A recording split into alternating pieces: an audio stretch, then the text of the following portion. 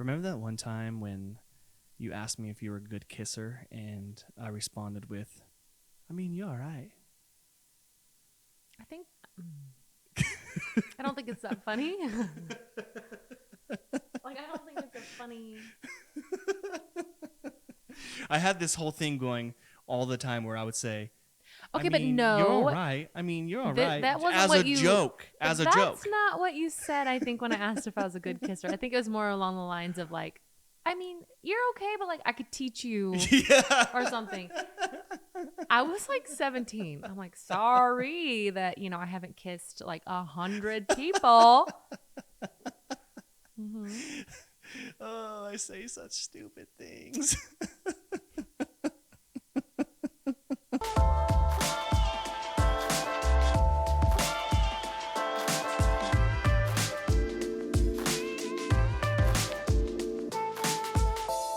I would love to say you don't say that stuff anymore, but sometimes I say dumb things. But all now the time. it's like it's funny-ish.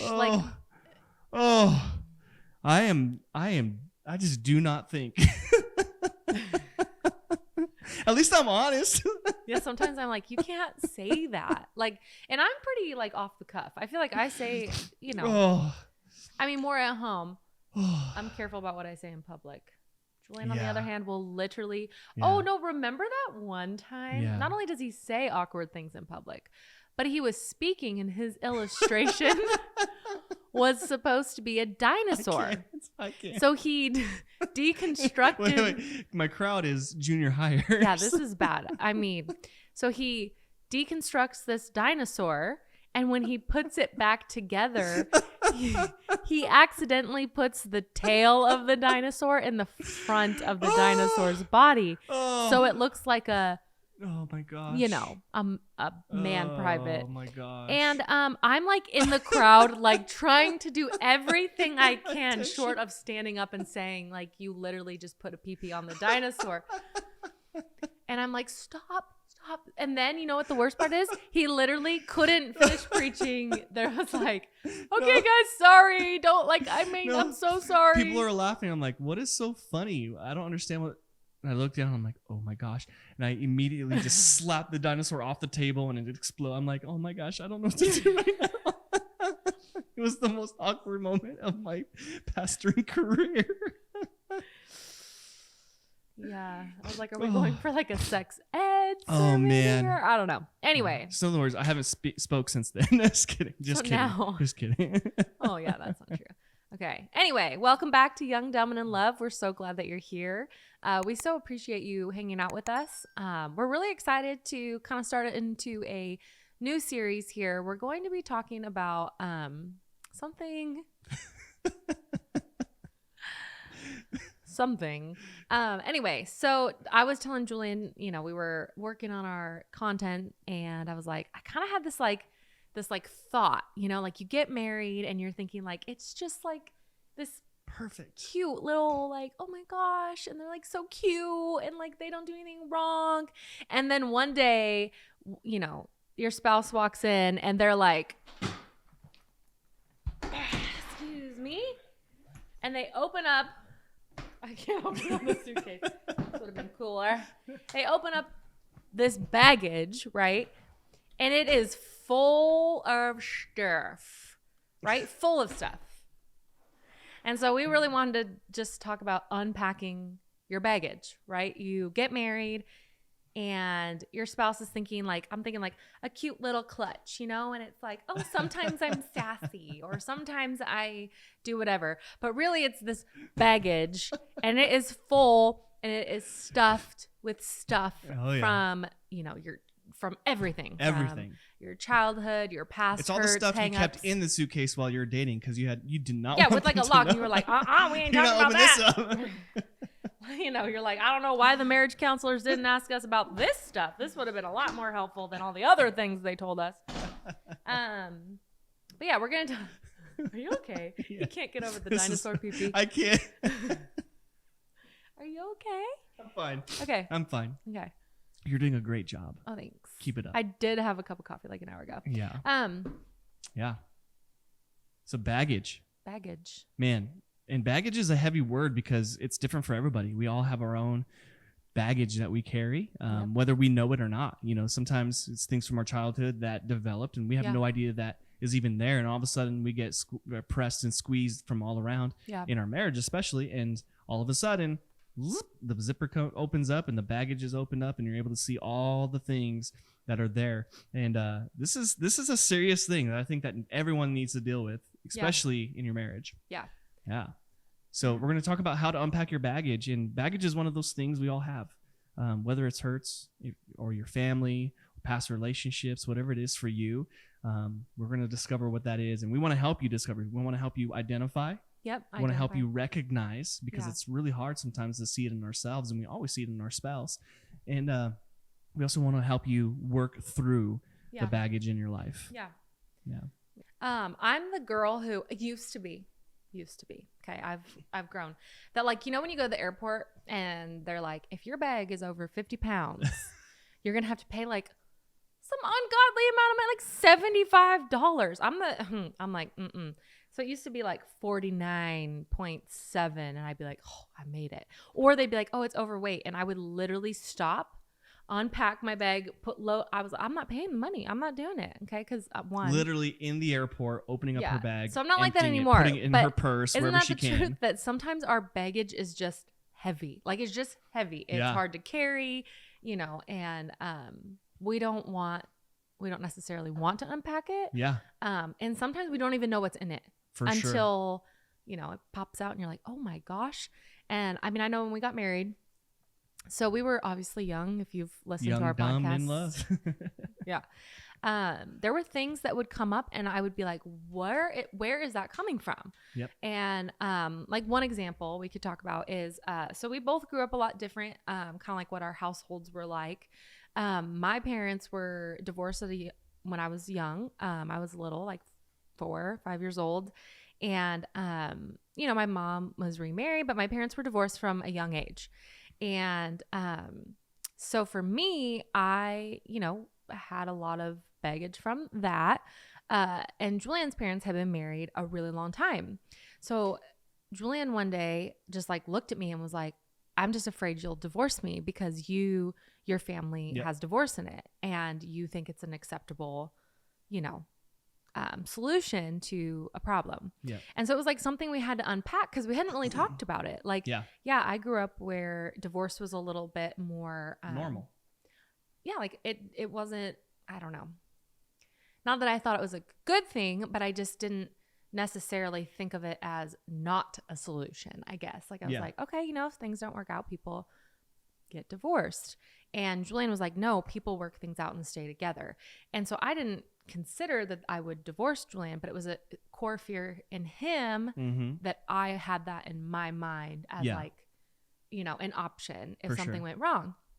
So that was one thing we had to kind of unpack. You know, there were so many things. How are we going to discipline our kids? I mean, we argued about that hard before we had kids. We had completely different ideas of how you are going to like raise your kids. Now, this is stuff we probably should have talked about before we got married. For sure. Luckily, we, you know, came to agreement on how we would do that and worked through it.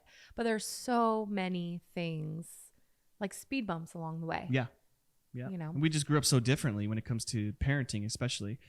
We grew up so differently, and like she said, she came from divorce family. I came from families that don't really do that. That they stick together and they work and they, you know, it's just a little bit different. And so, it was for sure a fear inside of me to experience that, and to be getting married to her. And for me, it was more of so the fear wasn't necessarily that she would do it. It was the insecurity that I had of just believing in myself and different things that I was dealing with. But then I put it on her with her, where she came from. And so there's so much that goes along with that. But yeah, we for sure had to unpack that big time. And I'm glad we did, because we really came to this place where we understand each other and we came to agreement. Okay, this is how we're going to live our life, and this is how we're going to handle situations. And no matter how much we might bug each other or might be on each other's nerves, or we always love each other, but maybe not always like each other. You know, that kind of situation. It's something that is a foundation, like we've talked about in the past podcast that in our foundation, we're going to stay together and we're going to work through it. We're going to do everything in our power to make sure that our relationship continues together. Yeah. Well, and obviously, you know, there might be people listening to this that are like, but hey, you know, I'm divorced and this is the reason or whatever it may be. You know, we don't condemn that or judge that. We know that every circumstance is different. But we just knew for us, like it was something that had to be dealt with. We had to unpack that baggage. One of the things I really struggled with was security and not feeling safe. And that was really something that was birthed in my childhood that I didn't really recognize as that. You know, and I used to, you know, when your parents are divorced, a lot of times you go to the other parent's home and, you know, I was expected to do a lot of things that were probably beyond my age, you know, like taking care of my sister and protecting. And I felt like I took on that at a really young age. And so I always felt like I was responsible for my own security. Like I need to be safe. I need to protect myself and the people I love. And I need to look out for things that could happen. And so it caused me to have a lot of struggles in my, you know, teenage years into my 20s, and really came into our marriage a lot. Big time. You know, and so when you're insecure and you're afraid a lot, it's hard to trust your husband or feel like, you know, if anything is rocking your security, you struggle and you put that on the person. And so that was definitely like probably my biggest baggage. It was our biggest mountain that we've ever had to go through.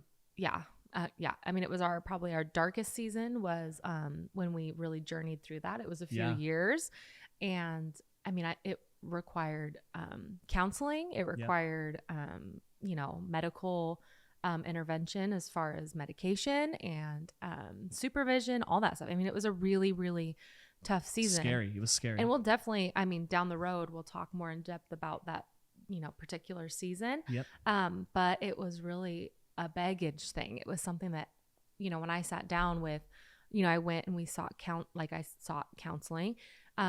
It was identified that like, hey, you've always felt like you need to protect yourself and, you know, protect those around you to a level that is beyond what you can control.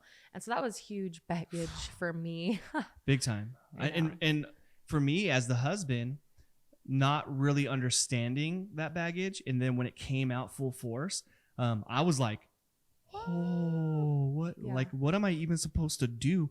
You ever seen Talladega Nights when he puts his hands up? He's like, I don't know what to do with my hands. This is exactly what it felt like for me. Like, what am I even supposed to say? What am I supposed to do? I don't know how to handle this situation. It doesn't make sense. Like, there were so many things going on inside my mind. And what I learned in that situation, when in the darkest of times, number one, my love for her outweighs anything that she goes through and that we go through. And when she was in her darkest moment and we were battling through this thing, it was really hard, but I felt like my love for her grew even more. And because of her vulnerability and me asking questions and seeing her in her darkest moments, I was like, okay, like my heart is softening towards this type of thing because I've never experienced it before. But now I'm like in the depths of it with her. And so I had a choice. I could just be like, you need to get over it. Or I can take her by the hand and try to lead her and guide her and put her in a place where I can just love her, you know? And sometimes she would just tell me how she feels and I wouldn't respond besides just holding her and telling her I love her and I'm here for her. And whatever I needed to do for her at that moment, that's what I would try to do. And so that it really taught me how to be I would say, softer, kinder husband to her because that's what she needed. At the very beginning, it was just like fun and exciting and all that stuff. And then when we went through that, I'm like, okay, this is real. This just got real. And I don't know what to do with it, but here we go. We're on this journey together. And so as we went through that, I'm going, this is a lot of baggage that I had no clue about. And now we're having to unzip this thing and figure it out together. And I could have ran, but instead I stayed and I said, let's do this. Let's battle this thing together and we're going to get through it. Yeah. Well, I think, you know, and so that's kind of like our personal experience with heavy baggage. And there's so many examples we could give. Oh my gosh. But really what we want to do is try to help other couples and people. Like, one, it's identifying it. It's like you may find yourself in your relationship constantly having the same battle. And sometimes you have to kind of step back and go, cool. why are we continuing to have this battle? Like, is this something in me? What is it? And it can be kind of a scary thing. So I would advise you don't do it without caution and without counsel, without support. Because I think there's a lot of times that our baggage is really dark and really scary.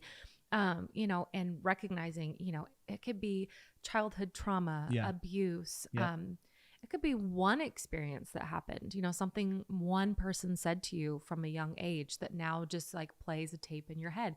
You really never know what that baggage could be, a betrayal, someone being unfaithful, watching your parents walk through something, whatever it is. I mean, there's so many things, a loss, of a loved one.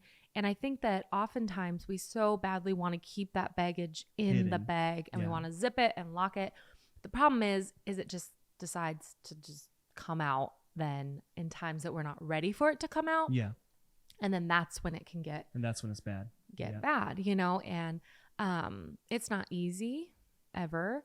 I think to walk through that stuff. But the other thing we talked about is like when you're in a partnership and you're married, you have to have the ability to look at your spouse through the eyes of Jesus and without shame, because there's going to be baggage that comes up that is not pretty. Yeah. Like you're going to pull out a t-shirt and it's like stained and ripped and like what? It's nasty, whatever it is that you've done. And it's like, that's in the past and you need to deal with it, but you shouldn't condemn your spouse or shame them or make them feel bad about it. Because that is not going to help. That is going to make it so much worse. Yeah. Yeah. And she's so right. Don't condemn, don't shame. The best thing for you to do is say, hey, we're together now, so I'm going to support you and help you work through this together. And we've had so many moments like that. And it hasn't always been easy, and it wasn't in one moment. Like we didn't like sit down and just lay out all of our baggage, right? It was over time. Like, and there were things that came up and we're like, oh my gosh. And it's so fun. Even today, like literally today, as we're talking about this, I had this moment. I'm going, oh my gosh, this is something stemmed from when I was younger. And I had no clue until just now in this moment. And so 15 years later in our marriage, it's still happening. Stuff is still coming up, but we're able to maturely understand. And the next thing is recognize. We're able to actually recognize those things as they come up. So for me, like, I don't know, I'm just the type of person who wants to pretend like everything's good all the time and we're good. Like we're good. Everything's good.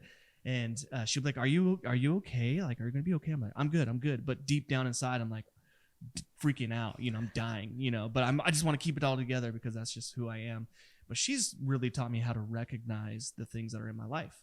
And so can we talk about recognizing that just a little bit more and how you walk through and recognize those things as they come up? Yeah, definitely. I think, everyone's is unique. Mine was definitely started in childhood and then stemmed into a lot of like mental health areas, that really caused me to have like triggers, I guess, in a way. And it's hard to know like how to say exactly like this is how you recognize it. But I think if there's something in your life that is causing a tension or a frustration or a battle, it's probably something that needs to be dealt with. Or like you said, the circle, you're just completely going in circles. All the if time. it just always feels like, this seems like a reoccurring issue. It's probably something deeper, and I'll even ask myself, and I'm like very introspective. I think that's the thing too, is like, I'm not a normal, I don't know what normal is. I'm not like maybe the average, like, oh, that's nothing. It's no big deal. And maybe it's years of like walking with people and talking to them and seeing like, that actually came from that. And then that came from that. And when you work with this, then that'll be better. And for me, it was basically like, hey, you feel like you have to control absolutely everything down to like, everything. That's because you're afraid that if you don't, something bad is going to happen. Yeah. You feel like that because when you were younger, you had to do these things that maybe were like, you were so young, you shouldn't have had to take care of those things, but you had to, And then it kind of just like would wrap around. Like then that's where it was birthed, and then it just like kind of grew.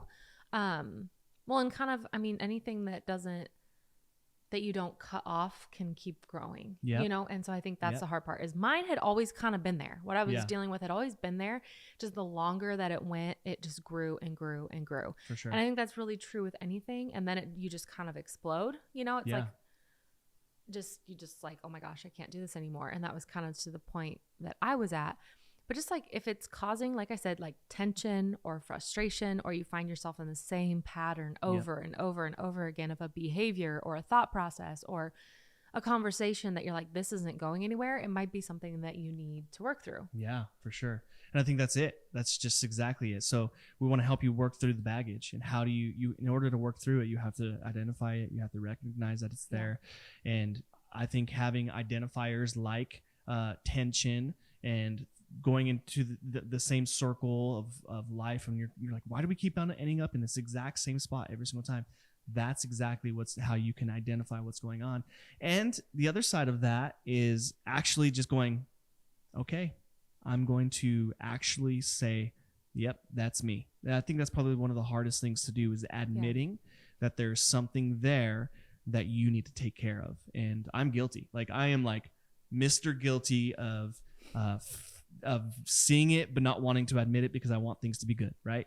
And she's like she said, she's so introspective that she's able to really identify these things a lot faster and harder. And I'm like, it's fine. But in our marriage, she's helped me identify and recognize the things in my life that need to be dealt with, the baggage that I've been carrying around for so long. And we've come to this place where we can have those honest conversations, that it's safe, it doesn't hurt. And even though my feelings might be hurt, I'm still going, you're right. And it might take me a minute, but eventually I will admit, you're right. And I thank God every single day for my person to do that with me, that I'm not doing it by myself. Yeah. And that's the beautiful thing about marriage, is that we can really take this in our lives. We could take our baggage and work it out together. Yeah. And we have different perspectives. And I have a past too. Like, man, I thought I was going to get married to this other girl, and we were in love and all this stuff. And then it blew up and just got destroyed. And then I met Brittany, and then I had this was baggage I was carrying. I had the biggest fear that it would happen again. And she tried to break up with me one time. And I started hyperventilating. I think you've brought that up a few I started hyperventilating and almost threw up. I was like, okay, fine. And but there was a lot of things that went into that. But that was one of those moments where I'm like, oh man, like I'm really dealing with something still, and I need to work through this.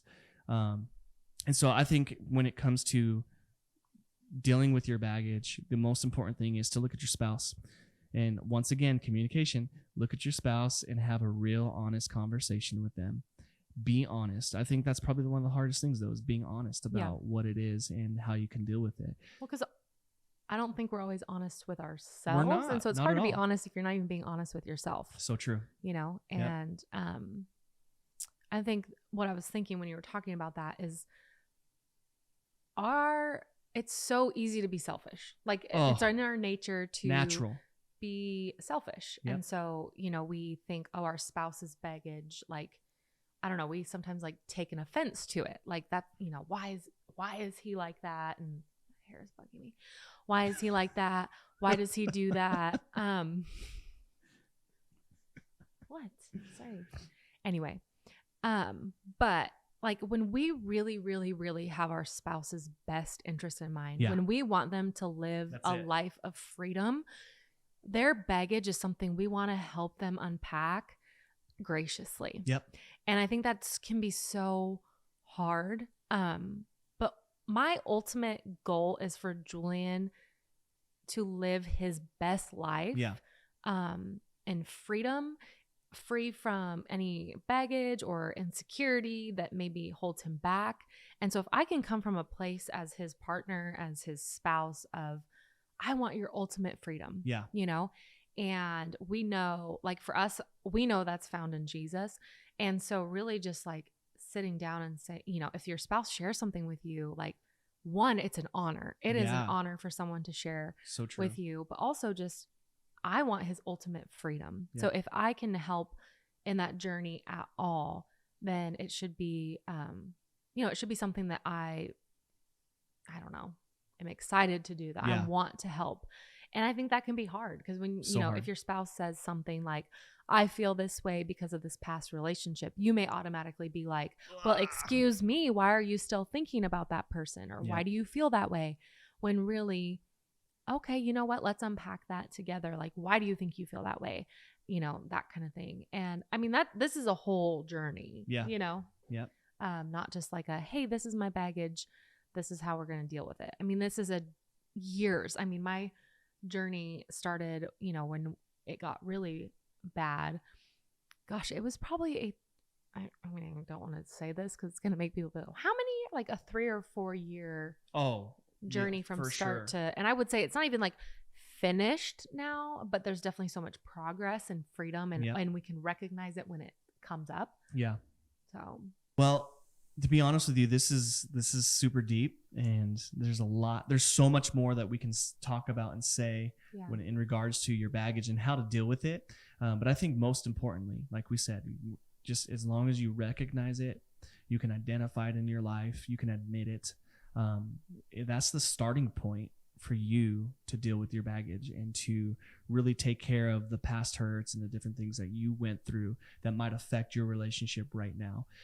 So start there. I mean, don't even go further. Whatever you need to do. If you can, that's great. But just start with identifying and recognizing and knowing that these are the things that I'm dealing with. And as you begin to see those things and you have an internal check inside of your own heart as a spouse, as a husband, or as a wife, begin to just think through those things. And for me, it's been so freeing to identify those things, because she'll point it out in a very kind, nice, loving way, because she is amazing like that most of the time. And when she does, typically I will respond, oh my gosh, what is wrong with you? Why are you saying that about me? Right? That's like my initial thought, but that's just my insecurities. And then eventually, whether it's minutes or days later, months, years, there's something decades. I'm able to at this point to say, I see it. Yeah. Okay. I see what you're saying.